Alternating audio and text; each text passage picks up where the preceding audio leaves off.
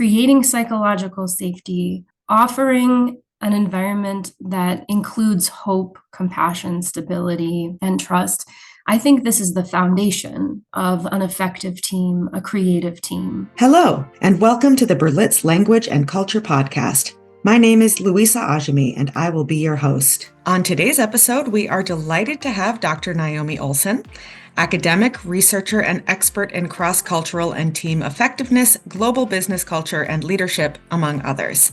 Here on the Berlitz Culture team, we've had the pleasure of working with Naomi on projects across North America involving team building, leadership, and cultural training. Welcome, Naomi. Thank you. Happy to be here. Naomi, you have done a lot of research on people management. We wanted to know, what are some of the attributes of a strong leader? I think that's a great question. It's a question that is always on the top of mind of business managers. And I think one of the reasons it continues to be a salient question is that the answers change, changing times, changing circumstances. And so I would say one of the sort of perennial qualities that a leader has is the ability to be adaptable and read the moment and to show up for their direct reports and their team in the way that their team needs them to show up. Most managers have the technical acumen. They have the business skills for their respective areas of specialty.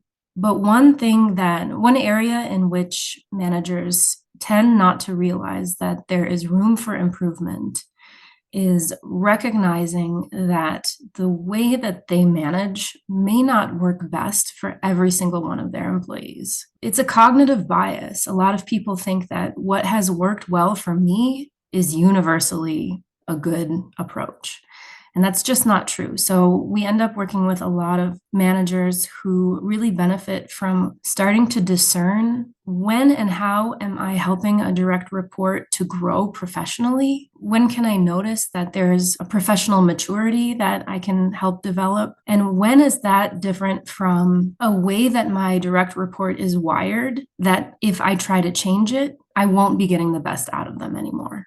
So sometimes my shorthand for this is, are you helping your employees to grow in the way that they want to and need to grow? And or are you trying to force your left-handed employees to become right-handed and therefore not getting the best out of them? So that's the area that we really can see the most intervention. Those are sort of the ongoing qualities of a good manager, right? The adaptability, the agility, ability to recognize the changing needs in their team and the changing needs of their organization, the changing needs of the moment in time. What we're seeing from the data right now, the research that's coming out recently in 2024, 2025, Gallup recently put out a report saying that 1 in 2 employees globally is currently actively or passively seeking a different position. What that says is that people are not feeling fulfilled in their current roles. Areas for improvement in terms of retaining and attracting top talent include, of course, salary. It's something that managers can't always have a lot of control over. But some of the top reasons in Gallup's recent polls for employees who recently chose to voluntarily leave their positions include not having enough positive interactions with their managers, not feeling like they have a good work-life balance or the workload is overwhelming, and then interpersonal issues. And this sort of supports really long-term research conducted by Google in Project Aristotle with Carnegie, where they found that, in a 10-year study trying to identify the qualities that distinguished the most high-performing teams, essentially what they were able to find was that the most high-performing teams all had 2 things in common, at the very least, and that was people on the team all contributed, and people on the team all felt like they were cared about, that their colleagues cared about them. And so in a word, that's psychological safety. There are other elements that contributed to high-performing teams, but creating an environment where people are seen, understood, and that the strengths that they bring are valued, and that their managers aren't trying to sort of force a circle into a round peg into a square hole. All of those things contribute. And then the last thing I'll mention is that another recent poll that Gallup produced in 2025 found that globally, in their global leadership report, the number one quality that employees are seeking in their leaders is hope. We have a lot of managers coming to Berlitz asking for support around building trust, connection in their teams. I find it very interesting that in this moment, what people are looking for, especially young people, the Gen Z generation, the workforce, they were looking for hope for the future, clear direction. And many of those surveyed in Gallup's report on people who voluntarily left their positions recently, many cited the fact that in the previous 3 months before they voluntarily left, their manager did not reach out to them to ask them how they felt about their position, what kind of support they needed to thrive in their position, where they saw their future with the company, how they wanted to professionally develop. There are a lot of ways that we can make the workplace better for everyone. And oftentimes managers know this. It's just a matter of making it a habit and incorporating these practices into your daily approach. Now, I like how you mentioned that, managers can't necessarily control salary. They can't necessarily control the larger directives at work around whether or not their employees are allowed to work from home, for example, what their benefits package looks like, et cetera. But managers still have a lot of power. And especially with the younger generation, you mentioned Gen Z. People from Gen Z are in high school, college, and beginning in the workforce right now. They're the newest generation we've seen entering the workforce. And for them, you mentioned that hope, feeling cared for, and having a sense of psychological safety is very important, essential, in fact. Would you say that that is the same across functions and sectors? A feeling of psychological safety, hope, feeling cared about in the workplace? Well, I have sort of two different answers to the question. The first is going to be based off of my conversations with leaders across various industries. And what I will say is that anecdotally, my experience has been that what Google has found to be true for high performing teams rings true to me. I remember having a conversation with a pharmaceutical executive, and I remember them saying to me, "It's great that you're talking to me about psychological safety and making sure that my team members feel a sense of mutual trust. They feel a sense of mutual respect, and they feel welcome to learn from their mistakes, and they feel welcome to challenge authority when it feels appropriate to do so." So all of those are sort of the characteristics of a psychologically safe environment. But this pharmaceutical executive said to me, "How can I create an environment of psychological safety when I work in an industry and a team that is subject to termination if we don't meet our goals?" And it's such a profound question. And so I think that there's obviously always going to be a tension there between the reality that we cannot control for everything, and also the reality that whatever we can control can help to provide a sense of stability, hope for the future for our team members, even in the absence of being able to control external factors. So that I think is pretty true across all industries. What I will say the data has found in terms of cross functionality, Gallup's report on global leadership and what followers want from their leaders, they have broken it down across a variety of sectors and across a variety of regions worldwide, but the statistics do not vary that greatly. For instance, hope is the number one, by far the number one most desired quality out of a leader, and the other four qualities they list are hope, trust, compassion, and stability. So out of the four qualities, hope, trust, compassion, and stability, that followers want in certain parts of the world, like Egypt, Indonesia, Saudi Arabia, Nigeria, and India, hope far outscores the next ranked characteristic. And I would say down to Lebanon, Jordan, Bulgaria, Japan, hope still generally outscores the next ranking characteristic, which is trust, but it's pretty consistent worldwide. And I think that's very, very interesting. I do feel that that's interesting as well. And in order to help your employees thrive, you need to have them comfortable, have them feeling accepted. Do you think that hope, trust, compassion, and what was the last one? Stability.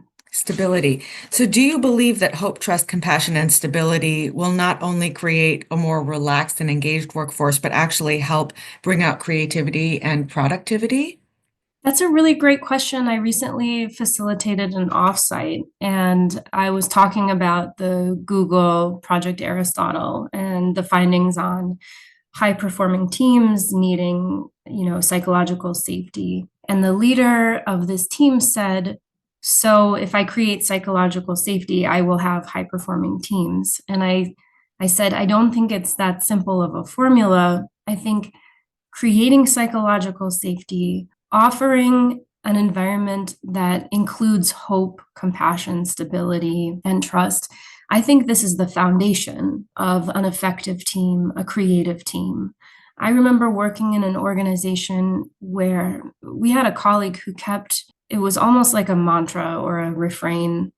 And this person repeatedly said, "We are being asked to dream in an environment of deficit." And so, if you want creativity, if you want high performing teams, I would think of hope, compassion, trust, stability, psychological safety as sort of your basic life necessities.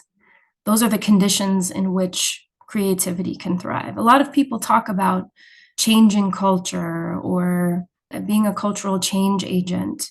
And I think most business anthropologists or cultural anthropologists would say that culture is not even knowable. And so what we can do is we can create the conditions for the type of culture that we are hoping to see. But I don't know that we have enough control over culture to really create cultural change. We can create the conditions for change because culture is something that is co-created. Yeah, teams, organizations, any sort of grouping of people under a larger banner creates their own culture. Exactly, a third culture.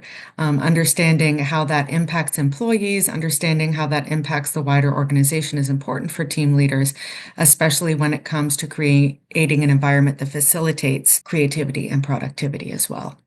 It's part of a larger package of things. You can't just change one thing and all of a sudden have a more productive team. You can create an environment in which productive and creative teams can thrive. Absolutely. And I think I actually want to revisit a question that you asked at the beginning of the podcast, because I think I failed to mention probably what is the most important attribute. And I think this is true across space and time for leaders. It's telling that I missed it in our initial conversation. But I think essentially at the heart of every good leader is humility. How can you be adaptable and agile and responsive to your team's needs if you don't recognize that their needs may be different from yours and that their differences bring something of value to the team, which is what you hired them for and the beauty of working on a team. But without humility, I think everything else goes out the window. So I completely agree. And I would also say, as you said, that being able to work with the team you've got, you hired people for a specific reason. They have specific strategies, tools, skills to bring to the team. We have to be prepared for people who have different ways of expressing themselves, different ways of asking for things, different ways of teaching and learning and communicating. It's important to be able to work with what you've got, regardless of what kind of structure you're in order to get the best out of a team that you already have. And I would say that's backed up by some of the research and the trends that we're seeing right now. Internal mobility is up. I think it's been growing 6% year over year. External hiring is down. Teams are changing at a much more rapid pace than they ever have been in recent times. And a lot of this is due to organizations trying to be adaptable given the advent of generative AI and new technologies. Companies are trying to stay relevant, and it's easier, and when it's done right, it's much more effective to work with the workforce that you do have because you retain that institutional knowledge than to hire new staff. And I think when we underestimate the workforce that we currently have, we do a disservice to them and to us, because one of the characteristics, one of the attributes that draws employees away from their positions to new positions is the ability to do what I do well. And you can imagine that there's all sorts of missed opportunities to upskill and leverage the institutional knowledge of your current workforce. As long as you elicit their consent, find out what they're interested in, and find out how do they want to grow, and find a way to match the needs of what your organization needs and the professional development interests of your team. And that absolutely does touch on something you mentioned earlier in this episode, which is that a lot of people, a huge proportion of current employees are looking for another role actively. And if they're not actively looking for another role, they might be dissatisfied and might be disengaging. Now, turnover is an enormous cost for organizations. And so in order to combat that, it really does make sense to invest in what you've got now, learn how to get your team members working, producing together, experiencing positive team working situation so that we can leverage the skills they have rather than wait for them to leave, hire someone new, and at the same time lose, as you said, all of the institutional knowledge, all of the third culture that they've built within the team and have to rebuild that with a new person. I just want to add that there's also a missed opportunity on the level of the team. So there was a massive literature review conducted on the concept of psychological safety that looked at all of the research that has been done on the topic. And that literature review found that psychological safety is most important, not at the level between supervisor and direct report, not at the level between individual and colleague, not at the level between individual and organization, but at the team level. And I think a lot of interpersonal dynamics on teams can be addressed by investing in some cultural skills building, not just recognizing that there are differences or noticing them, but actually cultivating strategies to really navigate those differences and actually leverage the beauty of those differences and the sort of synergies that can create in teams and partnerships. But again, it's not just a matter of learning the skills, but integrating them into your daily practice and really getting the team to utilize these skills as a habit, make a habit of it so that it doesn't seem like something extra to do on top of the work, but it actually is a means to more effective working together. Absolutely. Work with what you've got. Give people the skills to be able to interact, communicate, learn, teach, delegate in any cultural environment, whether that's a local cultural environment, everyone's from the same town, everyone's from the same place, national, multinational. It helps to be able to gain the skill set to be able to work in lots of different situations and to be able to leverage different skill sets in different team makeups, different institutions, different types of configurations of teams. Absolutely. And, the missed opportunity there is teams that think that they can leverage their differences well, but then I'll hear things like, I'm really an introvert and, I'm in sales and I've really, had to try to unlearn that. And what I'm hearing is, rather than trying to force someone who considers themselves to be an introvert to sort of change who they are, can we change the practices? And, when everybody arrives from the airplane, instead of going into the meeting right away, can everyone have 1 hour to recharge at the hotel before the meeting? It doesn't require massive shifts to accommodate these types of differences. We don't have to force everyone to change what feels natural and what feels natural, what helps them work at their best. It doesn't require massive shifts. Small tweaks like this can really help a team to get the best out of everyone and work together well. And for those at the very top of organizations, it's also extremely cost effective to do those little tweaks to help bring out the best of everyone rather than to force them into a mold they might not fit in. Absolutely. And that's where that humility is so important to recognize. Just because you've been successful and it's worked well for you, it doesn't mean it'll work well for a whole team, and it won't work well for everyone, especially as we see, changes with AI and new generations. We need to be open to change, and humility is underlying that. Now, speaking of that, these days, of course, a lot of people are wondering if their skills are up to par in a competitive job market, especially considering the advent of generative AI making its way into our daily lives. What trends are you seeing around recruiting talent, and what skills are HR professionals looking for when they're trying to fill these positions? Some of the trends that we are seeing in recruiting in 2025, 2024 are some contradictions. So, managing talent, recruiting people, it often means being pulled into different directions at once. So, we have a large percentage of the workforce seeking remote positions. At the same time, we are seeing a massive pull to return in major companies who are trying to return to the office. We are seeing massive hiring surges at the same time as we're seeing workforce reduction. So it's very inconsistent and a little haphazard in terms of, you look at the jobs report, the filings for unemployment, they tend to be a little bit all over the place. We see companies really focusing on developing their AI capabilities while also prioritizing very human skills. And I think you saw some of those contradictions in the Gallup report on why people are considering leaving their positions. A lot of the reasons why people are considering leaving their positions are a lack of some of those very human things, or sort of human interactions, positive interactions with their managers. This is very interesting. We're seeing virtual recruitment increasingly outpacing word of mouth networking. So, Interesting. virtual recruiting is actually more effective than word of mouth networking. And what do you mean by virtual recruiting? Do you mean the entire process happens online? Yes. So, not necessarily online in terms of, Indeed or we are seeing virtual recruiting through professional networking sites like LinkedIn. So people are private messaging people.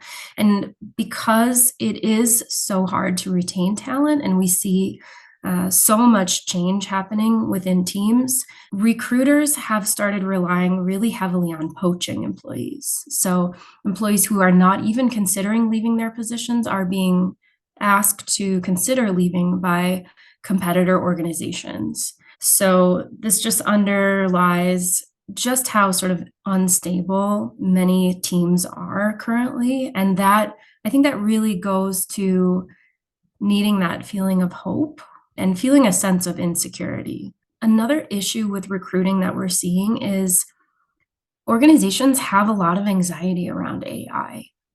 So organizations feel the need to quickly ramp up their readiness for comprehensive AI adoption, but only 10% of executives globally have reported that their organization is ready for that. 25% haven't even started. 80% of executives see the benefits of generative AI for their organizations, but without a comprehensive AI policy in organizations that is spearheaded by the company's HR team, what's happening is that we have 75% of workers using AI, but feeling like the more they use AI, the more fearful they are that their job is replaceable. So 80% of workers are eager to learn how to use AI, but only 39% have been trained. And without oversight and proper training, what we're seeing is generative AI increasing worker productivity by 40% when it's used well for the tasks that is well designed for. But when workers use generative AI for tasks that it is not designed well for, it actually reduces worker productivity by 19%. So what all of this is to say is that the role of leaders now is really changing from one in which previously, in previous eras, leaders were really expected to be managing tasks. But now leaders are really expected to be managing the team's energy, right? And this requires nuance. It requires emotional intelligence. It requires an understanding of how to bring out the best in the wide variety of their team members. And it requires the sort of humility and bravery and that hope to help guide teams through massive shifts that they're going to be experiencing. Really, there's just a demand for skills that spur organizational agility. Absolutely. Absolutely. Thank you so much for all of your insights. That, of course, was Dr. Naomi Olson. Thank you for listening to the Berlitz Language and Culture Podcast.